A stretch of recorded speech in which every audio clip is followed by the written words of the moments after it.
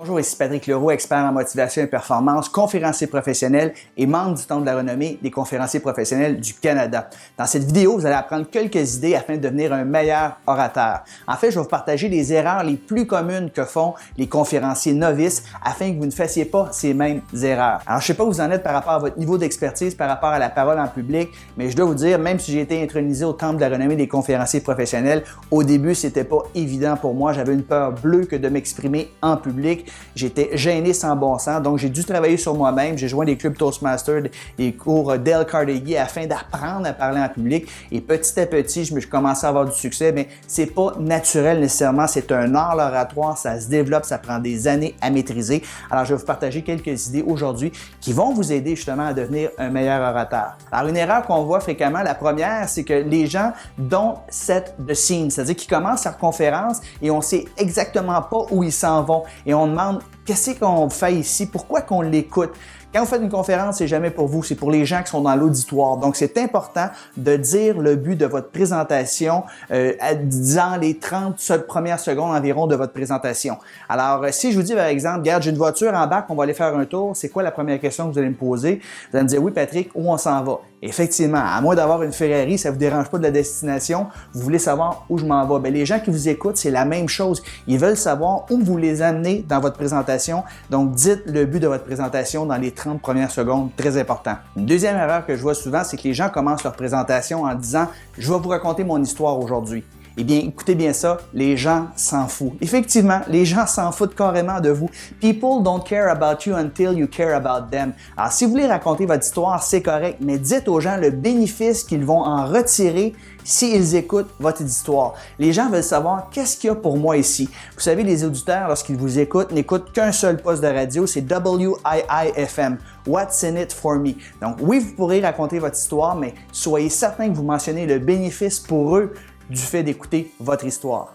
Une troisième erreur commune que je vois, c'est que les gens n'ont absolument aucune structure dans leur présentation. C'est important lorsqu'on fait une présentation d'avoir une idée d'où on s'en va, mais pas juste une idée générale, une idée spécifique, c'est-à-dire que vous allez avoir 3 idées ou 5 idées que vous allez partager avec vos gens. Donc, ce que vous leur dites au début de votre présentation, tout simplement, c'est qu'aujourd'hui, je vais vous partager 3 idées pour vous aider à devenir un meilleur golfeur. Alors, c'est simple, c'est clair, vous avez 3 idées à partager. Quand vous êtes rendu à la numéro 2, bien, les gens savent qu'il en reste une, puis après ça, c'est terminé. Donc, vous annoncez ce que vous allez dire. J'aimerais vous partager 3 idées aujourd'hui afin de vous aider, par exemple, à devenir un meilleur golfeur. Première idée, vous donnez des histoires, des exemples, des illustrations, des statistiques. Deuxième idée, même chose, histoire, illustration, statistique, anecdote. Troisième idée, histoire, statistique, illustration, anecdote. Et finalement, vous terminez, vous dites aujourd'hui, ce que j'ai fait, je vous ai présenté 3 idées afin de vous aider à devenir un meilleur golfeur. Ces 3 idées étaient là rapidement, 1, 2 et 3. Donc, d'avoir une structure, ça vous donne confiance en vous-même et les participants vont vous adorer justement parce qu'ils savent où ils s'en vont avec vous. Une quatrième erreur que je vois souvent, c'est les conférenciers amateurs, c'est qu'ils se présentent devant un auditoire sans aucune note. Conséquence, ils ont souvent des blancs de mémoire. Et là, ils fichent, on dirait un chevreuil qui regarde les lumières d'une voiture le soir. Alors, pour vous éviter d'avoir des blancs de mémoire, tout simplement, ayez toujours vos notes avec vous. C'est extrêmement important. Si vous avez un fil conducteur, si vous avez une structure, ça va être facile pour vous de vous rappeler de votre présentation. Le fait d'avoir des acétates électroniques également, moi, ça m'arrive souvent. Je termine une idée, par exemple, je sais pas trop ce que je suis rendu, je fais clic, je regarde ma prochaine acétate, bingo, je repars à parler pour 3, 4, 5 ou 6 minutes. Donc, d'avoir des acétates, d'avoir une structure, ça va vous éviter d'avoir des blancs de mémoire et surtout, ayez toujours avec vous votre plan directeur. C'est comme d'aller construire une maison sans plan.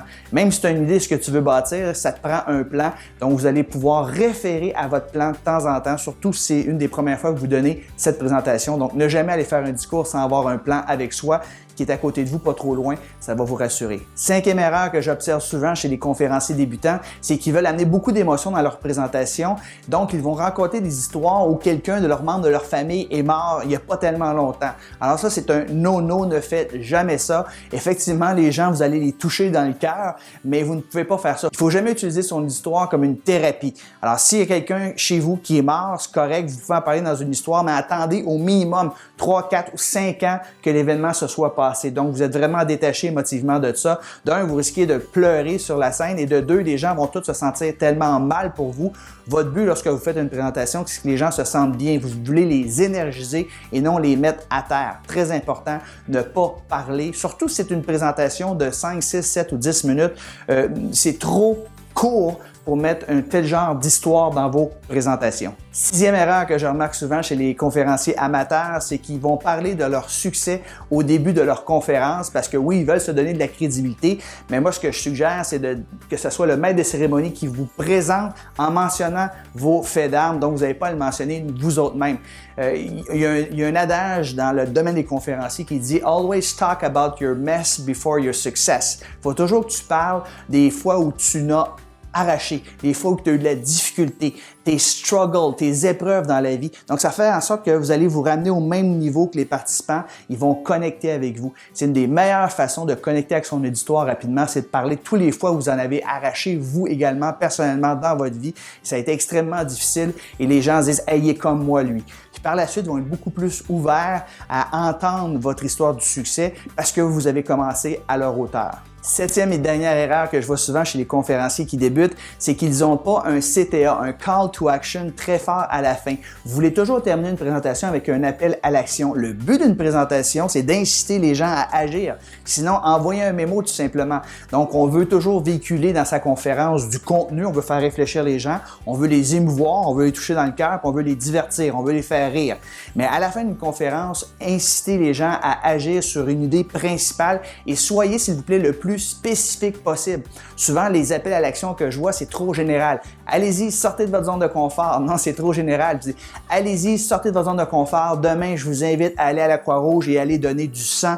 Et ainsi, vous allez aider la société, justement. Alors, soyez le plus spécifique possible dans vos appels à l'action, vous aurez beaucoup de succès. Alors que si vous êtes trop général, c'est un petit feel good, mais il n'y a rien qui se fait. Le but d'une présentation, c'est toujours d'inciter les gens à agir. Alors j'espère que vous avez apprécié ces idées-là. J'espère que vous ne commettrez plus ces erreurs-là si vous les commettiez dans le passé. Maintenant, si vous aimeriez aller un petit peu plus loin, j'ai une formation que j'ai mise sur pied qui s'appelle 7 étapes pour vaincre son trac et comment captiver son auditoire du début à la fin. Donc, s'il vous plaît, inscrivez-vous. J'ai mis un bouton juste sous cette vidéo-là. C'est tout à fait gratuit. C'est une formation extrêmement solide qui dure plus ou moins 60 minutes environ. Donc, je vous invite à écouter la conférence pour avoir d'autres trucs, d'autres stratégies pour faire de vous un meilleur orateur. Alors, allez-y, cliquez sur le bouton immédiatement, inscrivez-vous. Sur ce, je vous souhaite bon succès.